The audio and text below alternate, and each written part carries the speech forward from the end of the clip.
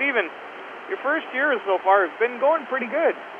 Yeah, well, it was a big step from midget to the OHL, but many kids have done it before, and you just got to work hard in practice, and when you get your opportunities, you just got to make the most out of them. So the first game that you were in the lineup, I was watching you the entire time. You're pasted to the one spot on the bench, and you're not moving. Yeah. You're there the entire time. The only time you moved was to get up and go to the locker room. Yeah. Other than that, how tough was that to be a player and, you know, that competitive desire that you want to play, but you're stapled to that bench? Well, you know, it sucks, but lots of players go through it. I'm not the only one. You just got to be patient, and when your opportunity comes, you just got to make the most of it. So you always got to be working hard, and you always got to be ready. Well, after that first game, then you see the coaches play, 4 or 5 minutes here. Then all of a sudden you're getting up to that 10-minute mark, and you're earning the coach's trust. Could you feel that confidence starting to come into your game? Because I could see it from up here. Once you got that first assist, you could see that, there was something there where you were starting to get pumped and you were feeling it a little bit more. Yeah, well, once I got my feet wet and I started to get out there, started to get more minutes, you get more comfortable. I built up my confidence, and you just start to play like yourself. You're not nervous out there, and you're not scared to make mistakes. What's been the toughest adjustment for you so far coming into this league as a rookie? The toughest adjustment is probably just moving away from home, like missing my family, living with billets. But really, it's not that hard. I got used to it within the first few weeks, so it's not a big deal. Your family's in Toronto, though, are they? Yes, yeah. They're not too far. So they're not. That's not too bad. But in terms of the speed out there against, you're going up against guys like Horvat and Domi and Kosmachuk. How do you deal with guys like that? Well, it's the biggest adjustment is the skating for sure. You just gotta always be working on your skating. There are guys here that can just blow right past you if you're not ready. So you always gotta have a good gap, and you gotta keep your feet moving at all times. So what is your goal? Obviously, everybody wants to end up in the NHL, but what is your goals for this season in the short term?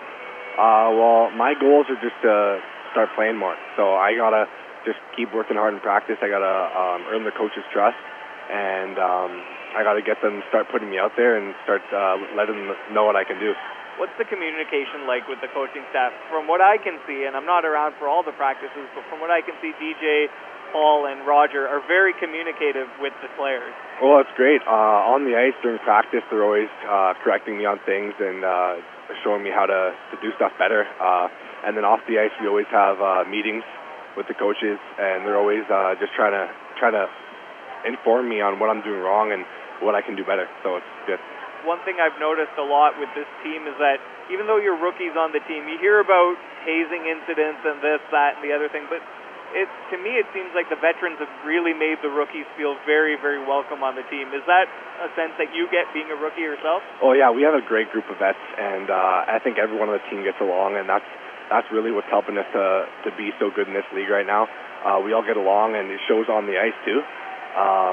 And yeah, there hasn't been many problems with the rookies, and so I think the vets are happy that we're treating them with respect, and we're all getting along together. What's been your favorite part of the season so far for you guys?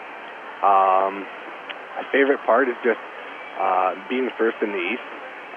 We know we were an underdog coming into the season, and just proving everyone wrong, and showing them that we could be a top team in this league is just it feels really good. How are you guys able to do that, though? Because, the people were thinking, okay, it's going to be a young team, it's going to be a rough road. How are you guys able to come together so quickly as a unit? And of course, Castles and Lawton didn't come back until almost the end there. So how did you guys gel that quick? Well, really, it's playing as a team, and it's working hard. You have some teams that rely on their big guys all the time, and then you have us who we throw our rookies out there, and all our rookies are competing. They're trying to get as much ice time as they can, and everyone on the team is just working hard at all time, listening to the coaches and doing what we're told. So that's just how we've been so successful so far. Josh Brown and Colin Sullentrop have seen a lot of action in this league. They've been playing for quite a while. How helpful have they been in your development coming up as a player? Oh, they've been great. They've been great role models for me, both on the ice and off. They're really respectful guys, and they're always trying to give us tips. So they've been great for us. And then there's a lot of rookies on that blue line between yourself, Coronin, and Van de Sample. You guys have, there's couple of mid-level veterans with Carlisle and Pechenik, but how do you, try and bump guys like that out of the lineup to try and get some more ice time for yourself? Well, like I said before, it's hard because they've been in the league longer than we have, but we just got to stay positive at all times no matter what, and we just got to stay focused and keep working hard. All right, so Christmas is coming soon. It's right around the corner, and you're sitting here watching the games. What do you think that the team needs to add that would put them over the top? They got a big lead in the Eastern Conference, and they're looking good. But what would you think that would be a good piece to add if you were to do it? I don't know. That's a hard one. I just think really we just got to keep playing as a team. I don't think there's much more that we need. I think we have a group of guys that can do it here, but everyone's just got to buy in, and everyone's got to know and have the confidence that we can do it, and then we just got to keep going. You guys have gone into a couple of buildings and really blown some teams out. How hard is it to play when you're up 7-1 and then you're almost starting to go through the motions as a player? What are you feeling, and do you feel a level of sympathy for the other team? Well, no, you can't feel sympathy. You gotta keep working at all times.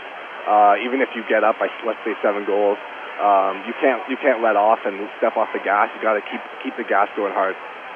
Who's the toughest player that you've played against so far? Toughest player. I don't know. There's tons of tough guys in this league. I can't choose one.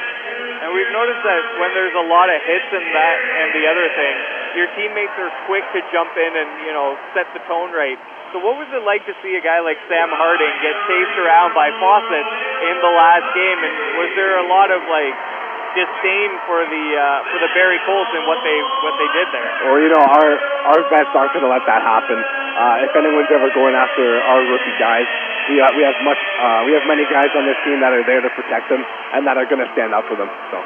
All right, Stephen. Well, we wish you all the best, and hopefully we see you back in the lineup in a couple of games. I really like the way your game's developed over, like I mentioned, once you get that confidence and come a long way from just holding a place on the bench. So we wish you all the best of luck this year, and we'll talk to you again. Thanks a lot. Appreciate it.